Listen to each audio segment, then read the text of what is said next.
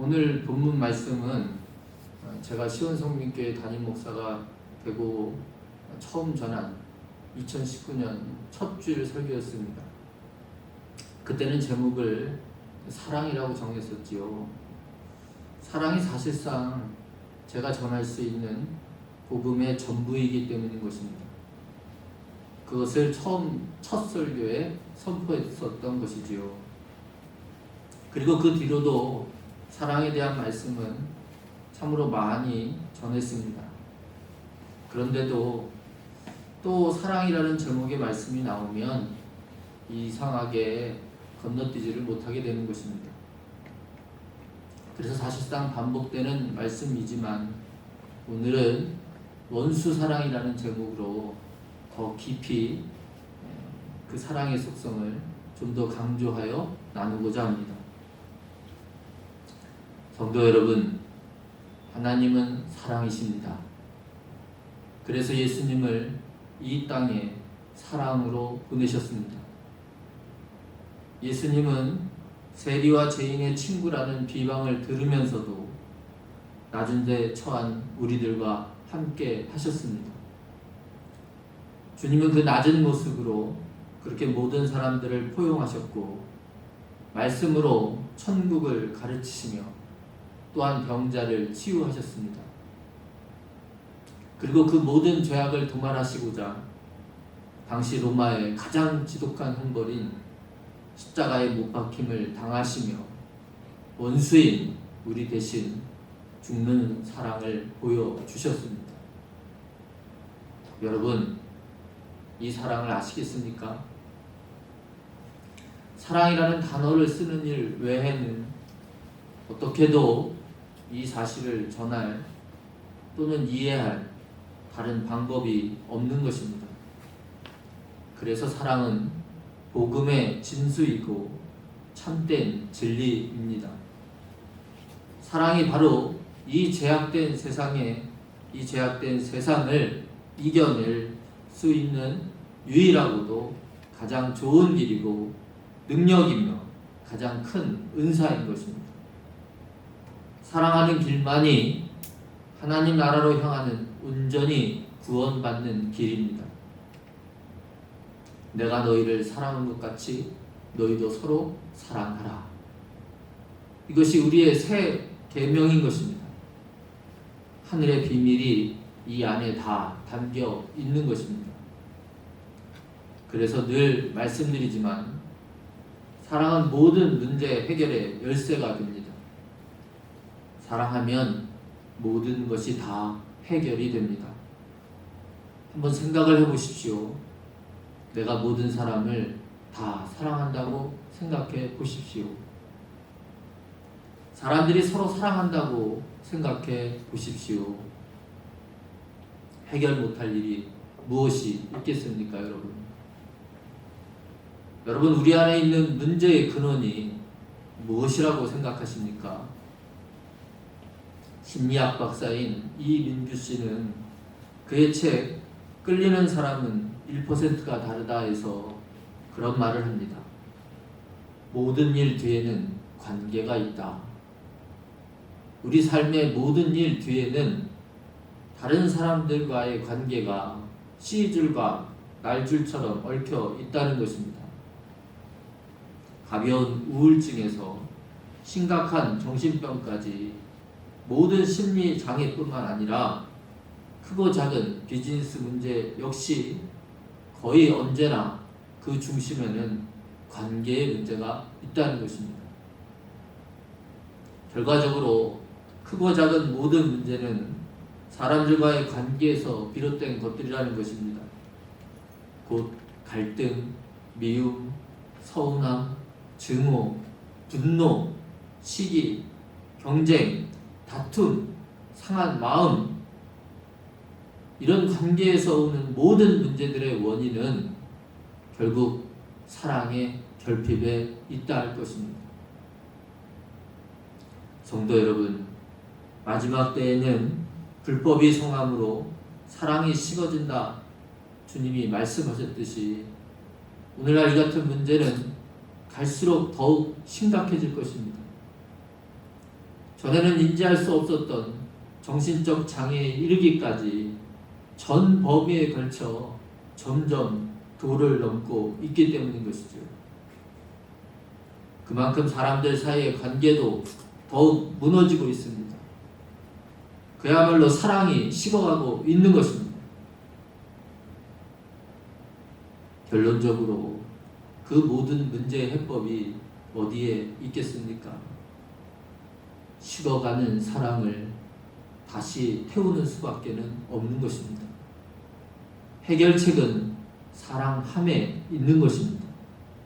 사랑하면 주님의 그 크신 사랑, 그 긍휼함을 얻게 되면 해결이 됩니다. 바울은 주님의 사랑을 이렇게 표현했습니다. 고린도전서 13장이지요. 사랑은 오래 참고, 사랑은 온유하며, 시기하지 아니하며, 사랑은 자랑하지 아니하며, 교만하지 아니하며, 무례히 행하지 아니하며, 자기의 유익을 구하지 아니하며, 성내지 아니하며, 악한 것을 생각하지 아니하며, 불의를 기뻐하지 아니하며, 진리와 함께 기뻐하고, 모든 것을 참으며, 모든 것을 믿으며, 모든 것을 바라며, 모든 것을 견디느니라. 아멘. 이같이 사랑하면 모든 일이 순조롭게 됩니다.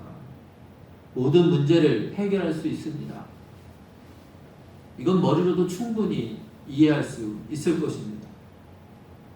그렇지만 사랑은 머리로 하는 것은 아니지요.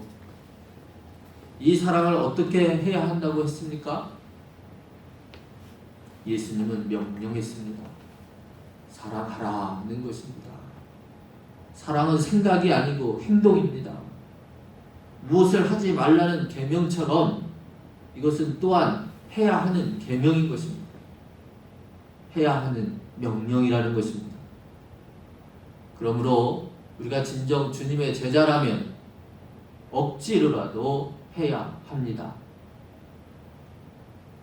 사랑의 연습이 필요하다라는 말도 있지요. 연습을 하는 노력을 통해서라도 우리는 사랑해야 합니다.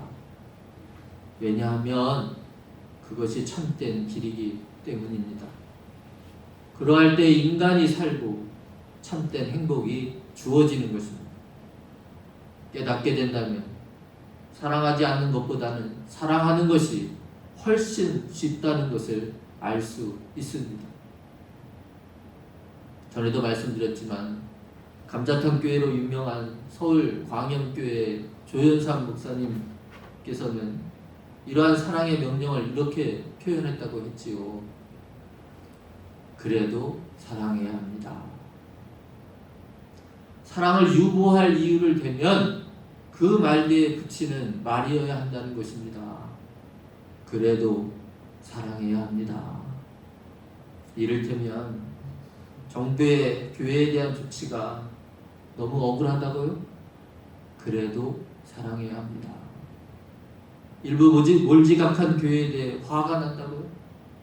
그래도 사랑해야 합니다. 코로나로 인해 모든 게 귀찮고 아무도 만나기 싫다고요? 그래도 사랑해야 합니다. 그래도 사랑해야 합니다. 오늘 본문 말씀을 대하면서 우리가 가져야 할 자세이지 않나 생각합니다. 원수 사랑. 원수를 사랑하라는 것은 사랑의 한계를 말하고 있는 것이죠. 원수까지도 사랑해야 한다는 것입니다. 사랑의 대상의 한계를 정한다면 원수가 한계이지 않겠습니까? 그런데 그 원수를 뛰어넘는 사랑을 하라는 것은 사랑의 대상에는 제한이 없다는 것입니다. 즉 다시 말해서 사랑에는 한계가 없다는 것입니다.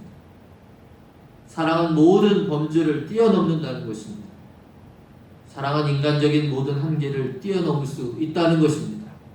다시 말씀드리면 죄인된 인간이 그 죄를 뛰어넘을 수 있는 유일한 방법은 사랑이다 라는 결론까지도 도출할 수 있는 것입니다.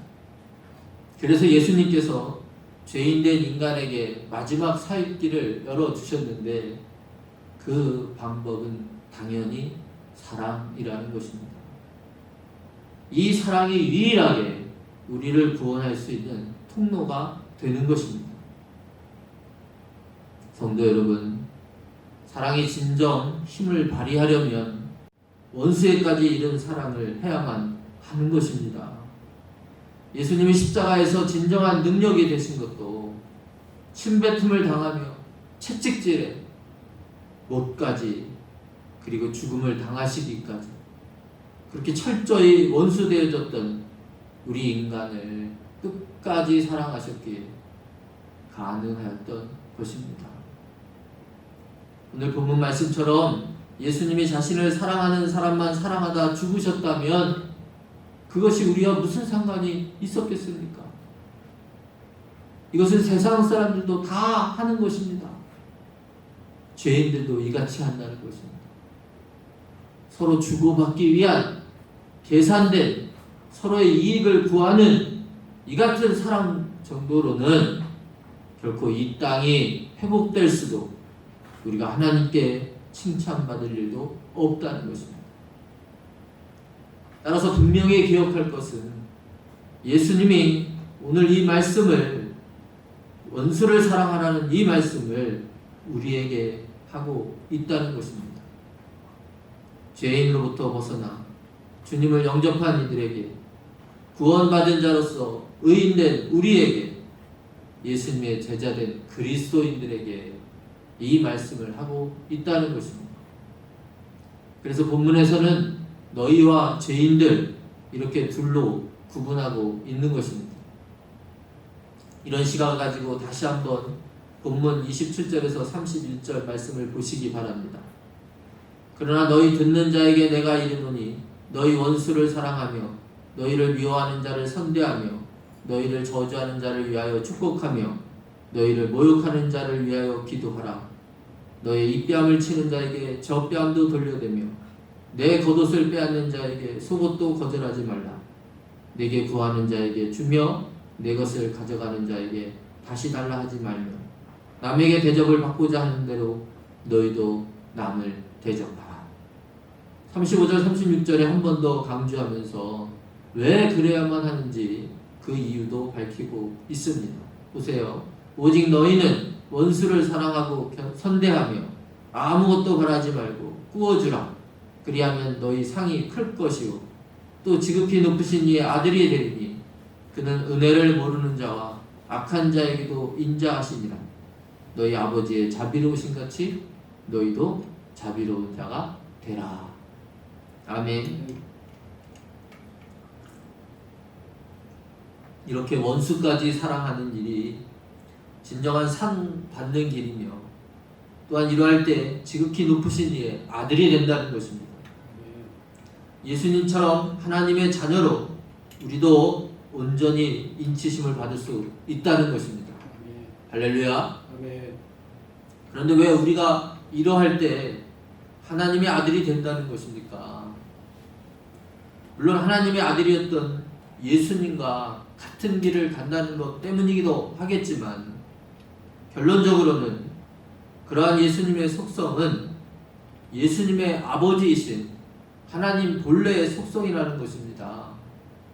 즉 사랑은 하나님이 그 근본 본체이시고 예수님은 그 사랑의 대표적인 표상이 되셨습니다. 한마디로 하나님은 사랑이시라는 것입니다. 하나님은 자비로우신 분이시라는 것입니다. 그래서 은혜를 모르는 자에게도 악한 자에게도 인자하시다는 것입니다. 따라서 이와 같은 속성을 우리가 갖게 된다면 우리도 당연히 하나님의 아들이 될 수밖에 없는 것입니다. 성도 여러분, 하나님이 얼마나 크신 분이시라는 것을 상상할 수 있겠습니까? 이 세상을 다 참아내시려면 그분이 보통 우리가 생각해서 도달할 수 있는 크기는 아니라는 것을 알 수 있을 것입니다. 앞서 고린도전서 13장에 바울이 고백하듯이 모든 것을 참으며 모든 것을 바라며 모든 것을 견디신 분이 바로 우리 하나님이시라는 것입니다. 여기에까지 도달해야 우리도 하나님을 닮은 그분의 아들이 되는 것입니다. 도저히 용서할 수 없는 일도 용서하고 더 이상 기댈 것 없고 바랄 것 없지만 그래도 혹여나 하는 마음으로 바라고 그러면서 견뎌내야만 그래야만 우리도 진정한 하나님의 아들이 되는 것입니다. 이것이 죄인으로부터 벗어난 의인의 삶이고 주님께서 우리에게 명령하시며 바라시는 사랑의 삶인 것입니다. 여러분, 진정한 원수는 사실 내 안에 있음을 곧 내 자신이라고 말할 수 있을 것입니다. 항상 나를 배반하는 배반하는 것은 죄의 법을 따르고자 하는 또 다른 육신의 나이니까요. 주님은 바로 이런 나를 위해서 대신 죽으셨습니다. 그러므로 우리 믿는 자의 목숨은 더 이상 내 것이 아닌 것입니다. 내 안에 예수 그리스도가 있어야 하는 것입니다. 로마서 14장 8절 말씀이죠. 우리가 살아도 주를 위하여 살고 죽어도 주를 위하여 죽나니 그러므로 사나 죽으나 우리가 주의 것이로다. 아멘. 아멘. 내 안에 계신 예수님께서 바로 나의 이 부족한 부분을 채워 나로 온전히 나된 삶을 살게 할 것입니다. 우리 주님 예수로 인해서 진정 모든 관계가 회복되어져 가는 것입니다. 그렇게 사랑은 관계 속에서 꽃피는 것이죠. 그래서 예수님은 새 계명을 주시면서 서로 사랑하라 하셨습니다. 누구와 함께 이루어지는 것이 바로 사랑입니다. 나 자신도 예수님과 함께 하는 것이죠. 그래서 나를 사랑한다는 것은 곧 예수님을 사랑한다는 것이고 이웃을 사랑한다는 것도 그를 살리신 예수님을 사랑하는 것입니다. 예수님이 이러한 관계를 새롭게 재창조하셨다는 것입니다. 이 예수님의 사랑이 내 안에 거함으로 인해서 우리는 정말 용서할 수 없는 인간도 용서하게 되고 긍휼히 여기게 되고 사랑하게 되는 것입니다. 이 사랑이 있어야 우리는 예수님의 제자라 할 수 있는 것입니다. 세상 사람들이 그런 우리 모습을 보고 예수님의 제자, 즉 그리스도인인 줄 알 것이라는 것입니다. 우리가 서로 사랑해야, 예수님처럼 사랑해야, 원수까지 사랑해야 안디옥 교인들처럼 그리스도인이라 칭함을 받을 수 있다는 것입니다.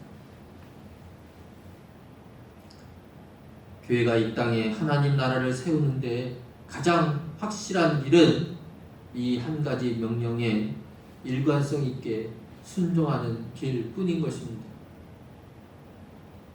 사랑하는 성도 여러분, 참으로 힘든 때이지만 그럴수록 더욱 사랑하시기 바랍니다. 우리가 서로 사랑해야 합니다. 사랑이 우리의 길이요, 진리요, 생명인 것입니다. 한계점 없는 사랑, 원수까지도 사랑하는 길이 바로 주님을 따르는 길인 것입니다. 이 길에서 주님 다시 오시는 그날까지 반드시 승리하는 저와 여러분이 되시기를 주님의 이름으로 축원합니다. 아멘. 기도하겠습니다. 고마우신 주님 감사를 드립니다. 오늘 참으로 귀하고 복된 날 아버지여, 정말 저희들이 예배당에 모여 주님 앞에 예배를 드려야 함에도 불구하고 그러하지 못한 현실, 이 어려운 때를 저희들이 견디면서 아버지 참으로 부족하지만 이렇게 온라인으로 주님과 함께 한 줄로 믿습니다.